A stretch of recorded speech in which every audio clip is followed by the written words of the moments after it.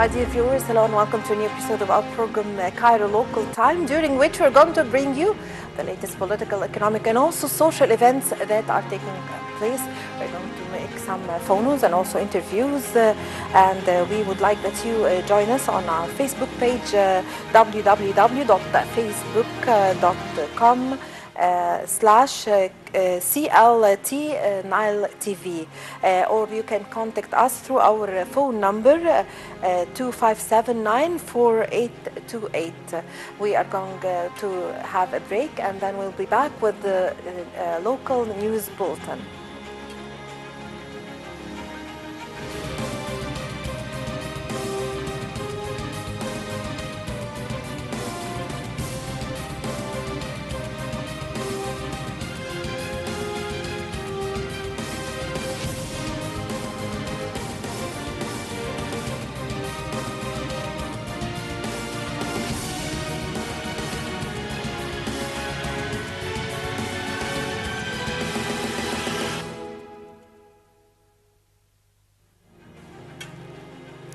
Welcome back. We're going to start this episode of Cairo Local Time with our local news bulletin. Egypt's Agriculture Minister Assam Fayed said on Saturday that Egypt is looking to increase the domestic production of wheat to 10 million tons from 8 million tons over the next 3 years. In a statement, Fayed said Egypt will increase the cultivated area and boost rationalizing the consumption as part of its strategy to achieve self-sufficiency in wheat. Egypt produced around 8 million tons of the crop last year, and this year's harvest is estimated to remain at the same level as the previous year and the 5 years average. The details in the following report.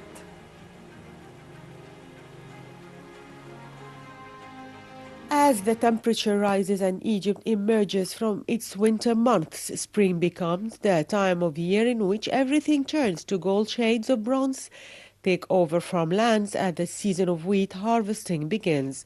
Although Egypt is considered one of the world's top importers of wheat, reaching 10 million tons of imports each year, the domestic production of wheat is still fighting to meet global and domestic needs. After the launching of the wheat harvesting season, farmers began spending their days collecting wheat crops to sell them to merchants in Cairo for processing. Wheat harvesting primarily takes place in the Delta region and in Upper Egypt. However, the harvest time differs in both areas as temperatures in Upper Egypt rise a lot more quickly compared to Delta. Crops are collected around mid-April in places like Minya, located in Upper Egypt, while in places like Tanta, located in the Delta, crops are collected in May. The processing of planting and growing the wheat takes up to 4 months and requires a regular supply of water and pesticides. The process of harvesting the wheat is not much easier than planting it. Farmers must stop irrigation of the fields 15 days prior to collecting the crops so that the wheat is strong and fortified. The collection process takes hours and usually begins early in the morning, right after dawn or just before sunset. The heat during the day can take its toll on farmers through heat stroke and can have a negative effect on energy. For daily life in Egypt, wheat is a staple that has a huge role to play. It is the main element in the production of bread, which is the #1 carbohydrate consumed in Egypt and can be found on almost every dinner table.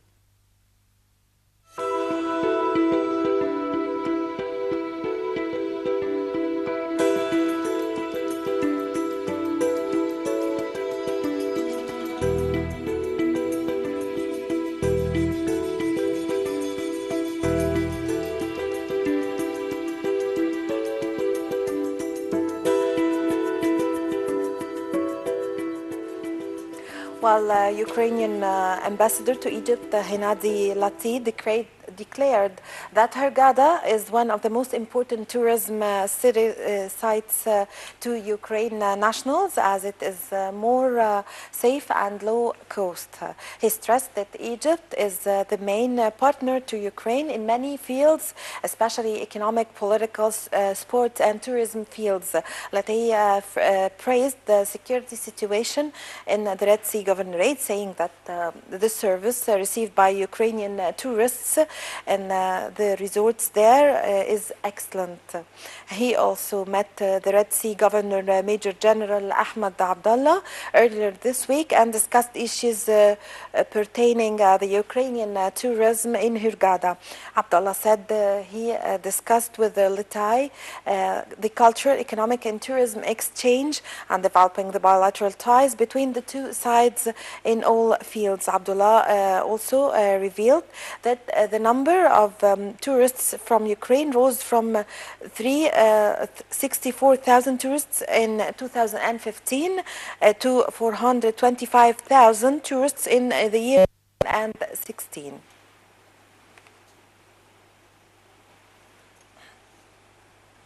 Well, the U.S. dollar rate continued to decline in banks for a third day.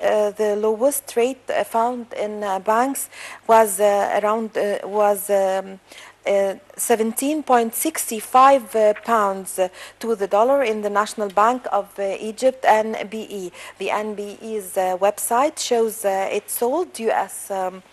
Dollars at a rate of 17.65 Egyptian pounds this this morning, while buying at 17.60 Egyptian pounds compared to last week prices, which were 17.82 Egyptian pounds for selling and 17.77 Egyptian pounds for buying. Egypt floated the national currency on November the 3rd.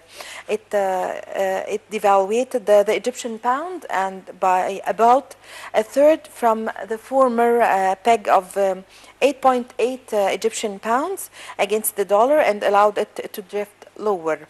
As the Egyptian pound is picking up its value towards the dollar, Egypt hope this will end the decrease of the prices of goods that were raised severely as a result of the sudden increase of imports prices in the wake of the floating of the local currency. The details in the following report. The liberalization of the Egyptian pound will play an influential role in determining the attractiveness of shares for investors during 2017, especially after the price of the US dollar increased to more than 19 Egyptian pounds, which will affect companies' activities and their ability to make a profit. Financial and technical analysts expect the most attractive shares for investors in 2017 will include the pharmaceutical and banking sectors in addition to companies that export their products. Initial technical indicators show that EGX 30 will continue to achieve record levels near the level of 14,000 points during the first quarter of 2017. From a technical point of view, several shares are expected to achieve price hikes to benefit from the improvement that the Egyptian exchange has witnessed. In terms of financial performance, four major sectors are expected to be the most attractive to investors, led by pharmaceutical and food industries. The pound's liberalization and high price of the dollar has made investment more attractive and decreased the attractiveness of consumer and industrial sectors, including textiles, clothing, home appliances, and cars. Food companies are excluded from the list. Benefits received by the food sector within the broader segment of consumer companies allows it to gain exceptional advantages, especially as food companies have the ability to pass part of the high food costs caused by the increase in the price of the dollar to consumers.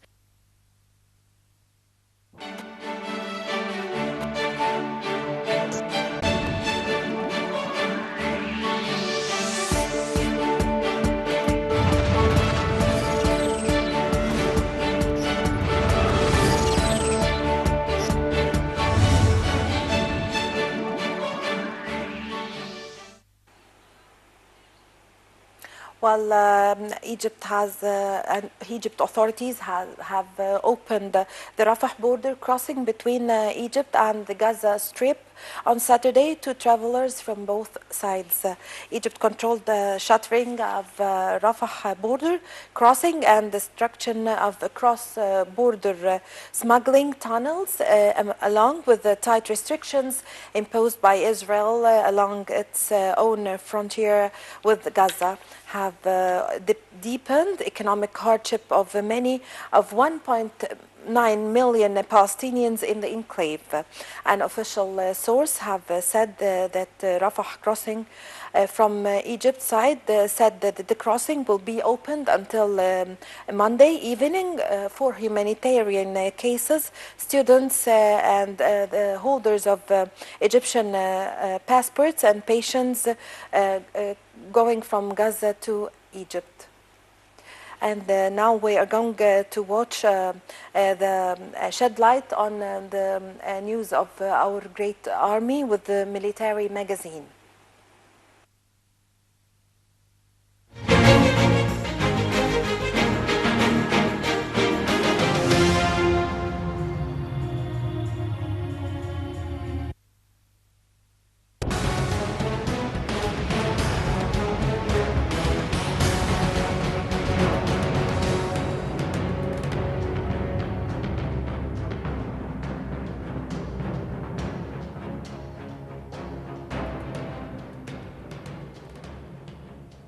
President Abdel Fattah el-Sisi attended on Thursday the 24th Educational Symposium organized by the Armed Forces Moral Affairs Administration entitled Confronting Terrorism, A Nation's Will on Al Gala Theatre.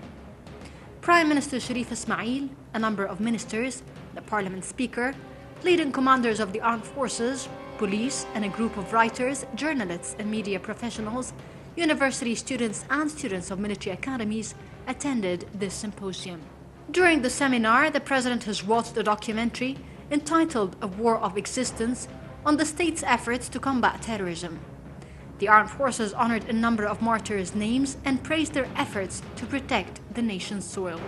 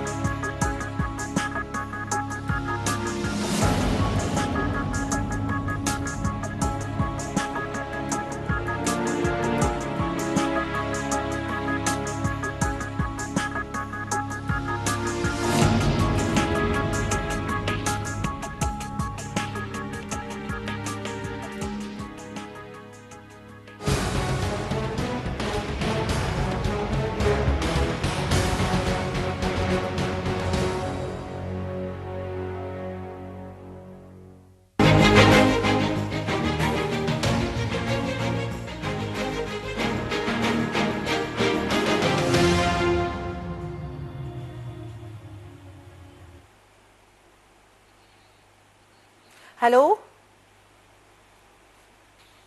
We are joined now with Her Excellency Ambassador Rawai Al-Bardakhani. Hello. Oh, hi, how are you? Hello. Oh, hi, how are you? Hello. Hi, I can hear you. Hello. Hello, Mrs. yes? Rawai. Speaking. Hello. Hello, yes, I can hear you. Okay, Mrs. Rawia, welcome to Nile TV International. Oh, hi, how are you? Okay, could you please allow our audience to know and learn about your ongoing effort in the field of civil society and public services? All right. My name is Roya Bordokani, and I am Egyptian, Irish Egyptian, and I'm living outside Ireland, in Ireland for the last 30 years. And I'm trying to help my country in every aspect I can do.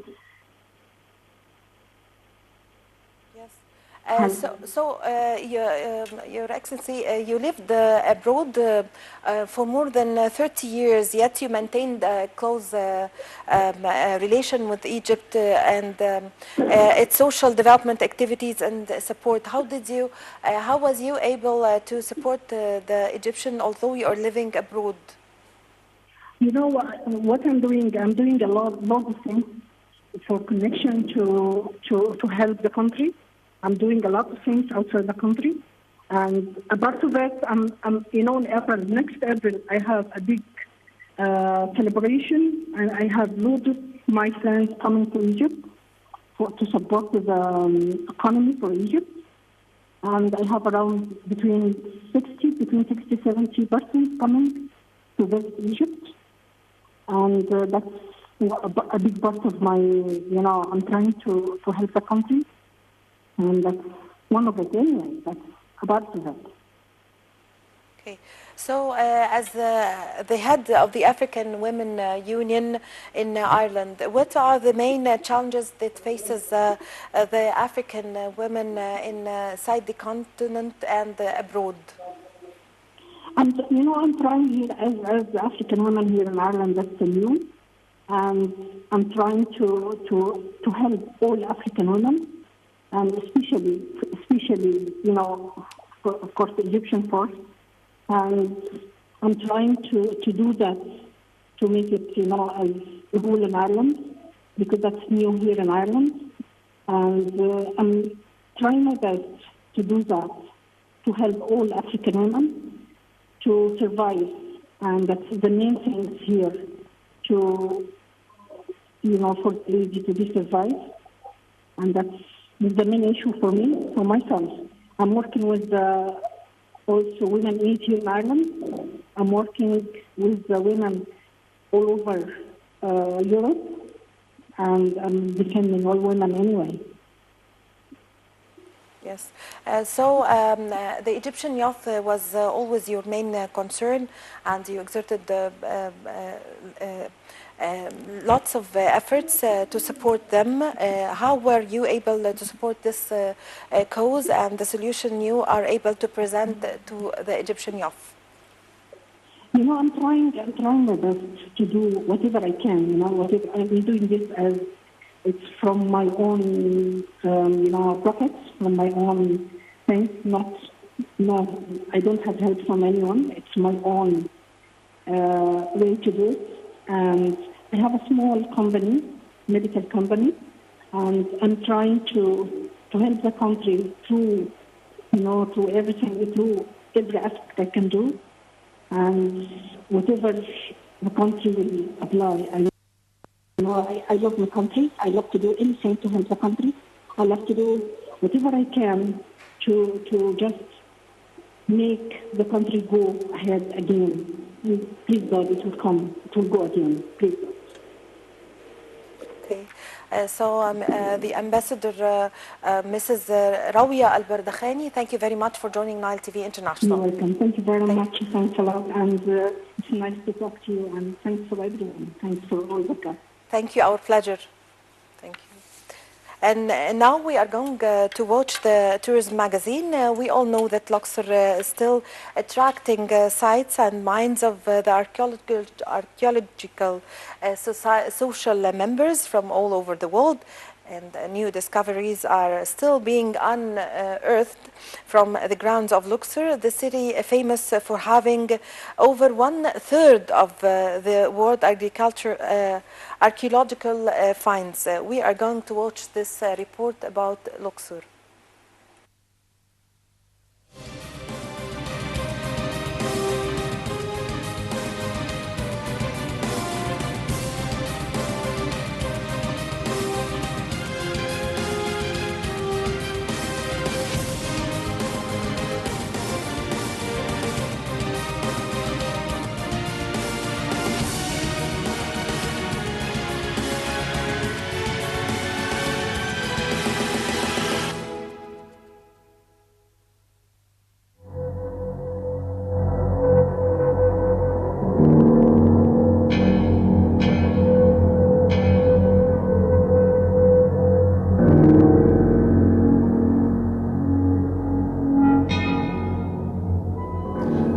Afifi, the head of the Antiquities Ministry Ancient Egyptian Department, said that a Japanese mission from Waseda University discovered a private tomb in Tibetan necropolises in Luxor.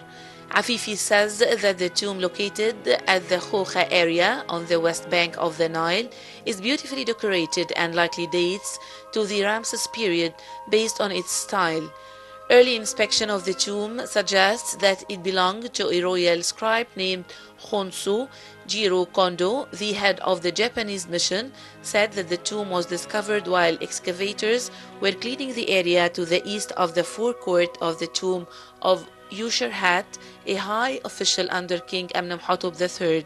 He added that the team also stumbled upon a hole hewn connected to the south wall of the transverse hole of the previously unknown tomb of Khonsu. The tomb is built on a T shape on an east-west axis, with the main entrance currently covered in debris facing the east. The tomb measures approximately 4.6 meters in length from the entrance to the near wall of the inner chamber, while the transverse hole measures approximately 5.5 meters in width. Kondo explained that on the north wall of the entrance doorway, a scene shows the solar boat of the god Ra-Atum being worshipped by 4 baboons in a pose of adoration. On the adjacent wall, the texts are inscribed vertically, describing Khonsu as a true renowned scribe. On the southern part of the eastern wall in the transverse hall, Khonsu and his wife worship the gods Osiris and Isis in a kosh, behind which is the depiction of the 2 ram-headed deity, likely Khun and Khun Ra.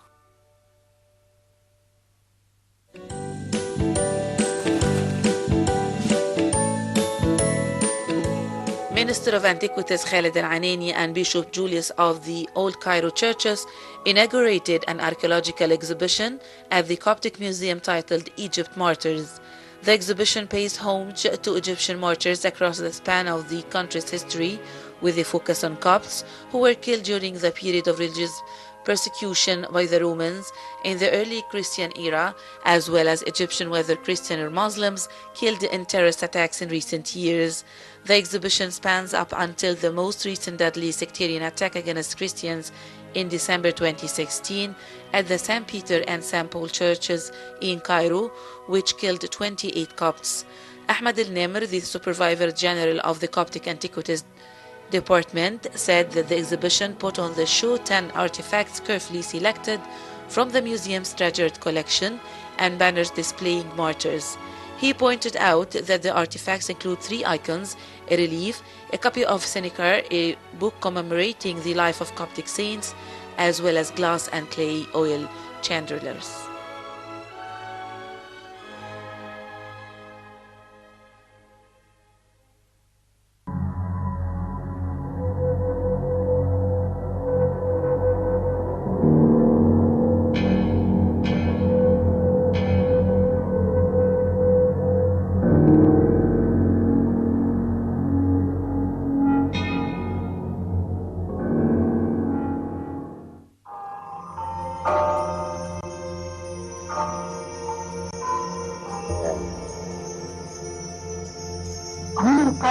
هنا القاهرة. هنا القاهرة.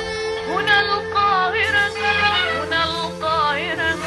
هنا القاهرة. هنا القاهرة. القاهرة القاهرة.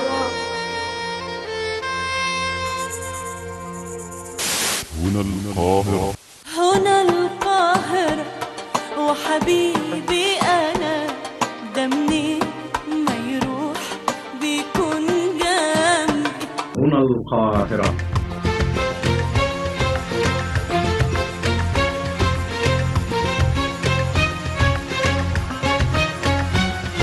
هنا القاهرة. عيني على أهل كايرو لبطبنها من يسايرو الكل عامل مثالي ونازلين في بعض عاير. هنا القاهرة الساحرة الآسرة الهادرة الساهرة السافرة السافرة. لك حبيبي يحبك وتحب تهديه بهدية هاتوا مصر الحليوة يقول لك دي صحيح هي أم الدنيا. هنا القاهرة. القاهرة ونيلنا وكلنا وأغانينا ومواويلنا وحكاوينا يا جمالنا. القاهرة تجيلنا تحن لنا. Take me back to Cairo beside the river Nile. My heart belongs to Cairo, oh Cairo, where I have found my smile.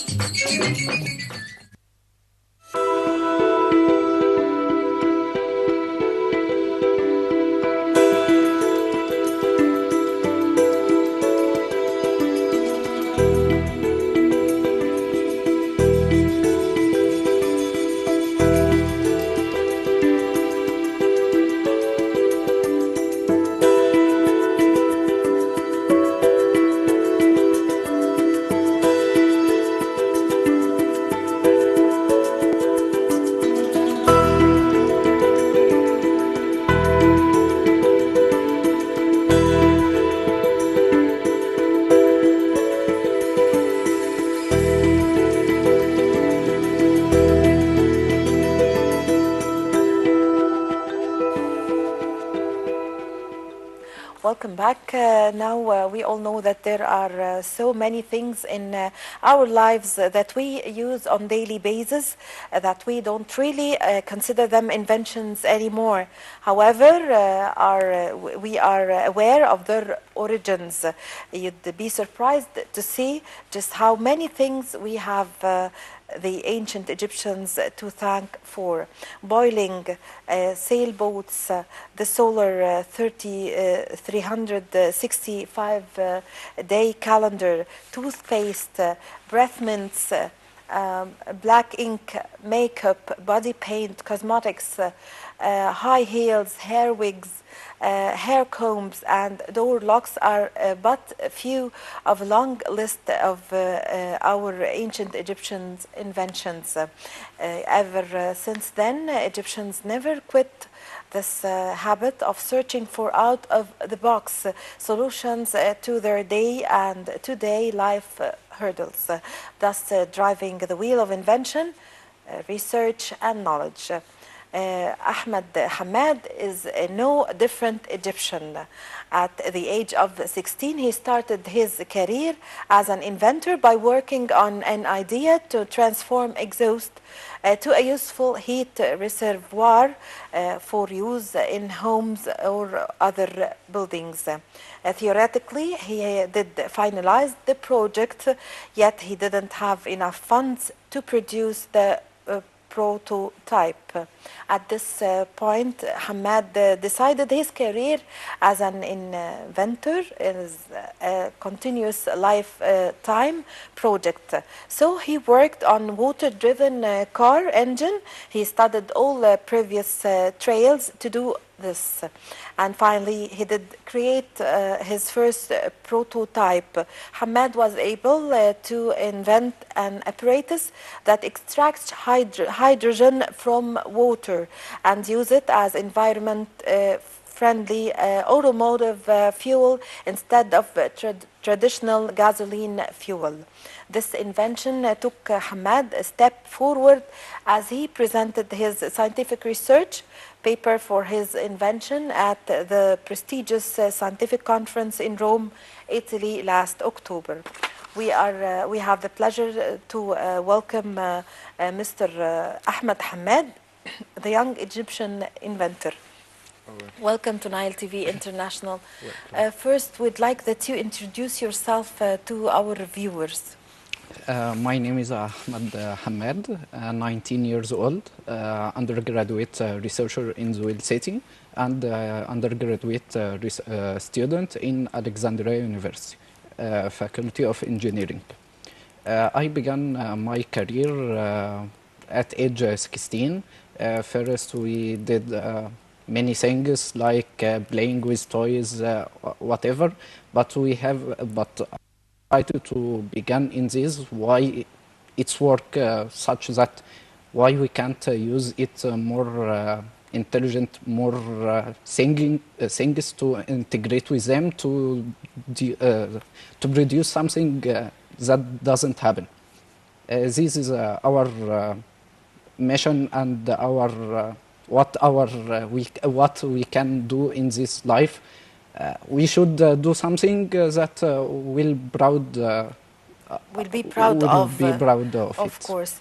How were you able to develop your scientific and research capabilities? In beginning, school is almost a thing that every student have in his life at this age. Education is the main concept is the main important thing to the student. I decided to leave this thing and began research, reading, playing, watching videos. And since you mentioned the school, how did your school help you, your teachers? What was the reaction of your other colleagues with you? They felt that you are a unique person or have something special? In the beginning, my work attracted them, and they began to think with me what we can do to improve this work. They stood beside me all the time. They supported me with labs, with anything I want. They give me permission to go to university to see how machines works, and stood beside me and contact with doctors in the university to help me about it. So, and what about the role of your family? You were still 16 years old, and you were making some inventions. How did they help you? How did they support you? How they give you strength to carry on? They stood beside me. They supported me with money, with books, with anything I want to improve my work. They give me the permission to go to university and to work inside it. They began to fund me with the many supports.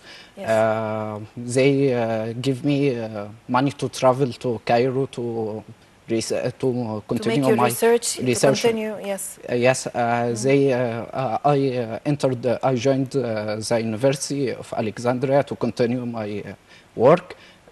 Besides that, I joined many competitions in Alexandria, like Intel Passive, and won by first best category in the science fair. It give me more things to do other things more. Of course. Your first invention was a solution to the harmful exhaust. Please tell us the story of your first research. as we know, global warming increase by increase every year. So I began to take my to decided to make something more intelligent to use carbon dioxide in useful things. Okay. I began to think how can we storage this carbon dioxide and take it to some places like deserts, and began to use it in houses or factories. Factories, yes.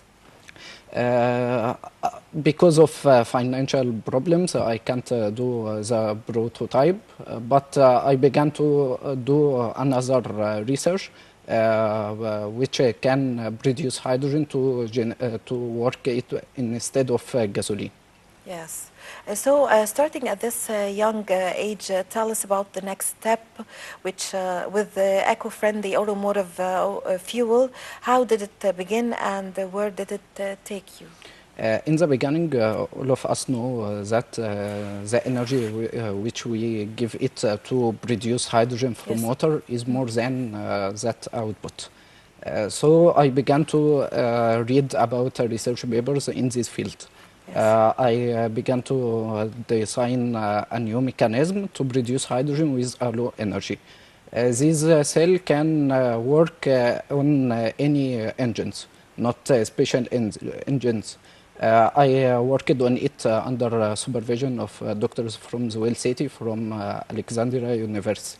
We did the experiments in the labs of Swell City and in Alexandria University, and made something can replace the gasoline and the natural gas from cars. Our cell is now is a product can be put in the market. But we focus on the research more than business. Yes. So the research we presented our research paper in international conference in Italy, and now focus on second project related to this. We can use it in water desalination by this technology. This technology will offer us a renewable source. Not we can use gasoline or natural gas more than. We can decrease the limit of money and decrease the consumption of fuel in these stations. Now we integrate with universities from Germany and here in Egypt to work on this project. This project will offer us more water in the poor places. We can use it in homes or in factories or companies or anything. And its price is low. This is the main concept of us, to provide it with a low cost. Everyone can buy it. But now we in the testing phase, working on it to be a product, final product. The business will take more than to reach the market. All of us know that. But we will make our efforts to reduce it in the market and be work on it. Well. Okay, so now that you received the international recognition for your prototype hydrogen fuel cell, so what's the next step? Next step, What are you dreaming of? we use it in the field of water desalination. It decreases the money of this project. Water desalination is the most important thing and will be the future, dominant future in the future. It's focus on how to get water. By 2020, we will suffer from water. So we began in this field to provide us with the water, fresh water. As the main project in Egypt integrated to use renewable energy like solar panels, we began to use a renewable source in this project, like hydrogen from water. The water can desalinate by water, seawater, to get fresh water, not give it gasoline as a resource of fuel and produce fresh water. From water you get water, but you should first stood beside us to continue this work to be right for you and be in the market as soon as possible. Okay, since we are in the very start of the year 2017, what are your wishes for this year and for your country, Egypt? I wish all of good things happen, like focus on young people, youth, because they have the key. Yes. Because they have the key Progress to in scientific success. research in general. Yes, and there are many young people and students have researchers, but we can't help them. I wish to help them and You mean the financing of the yes. scientific research in Egypt? Yes, and give them all what they support want, them and support them by labs, by money, by projects, and give them a suitable place to think. And more than that, what do you mean by a suitable place to think? You mean a calm place and a yes, good place, so that something like that. More than that, good atmosphere. Yeah. Yes. We should give them, teach them how to think, not what to think. This is the main concept. How building their character. Yes. Yes. Not they are creative, not yes. Copies from yes. one person. Yeah, who is he is so you're dreaming of seeing creative people in Egypt. Egypt. Yes, and all of that we must reduce these projects on the ground and see it in our country. Mr. Ahmed Hamad, we are all proud of you, of course, and we had the honor to have you with us in Nile TV. Thank you very much for joining us. Thank you. Well, with this, my dear viewers, we come to the end of this episode of our program, Cairo Local Time. I'm Amal Mukhtar. Thank you for watching.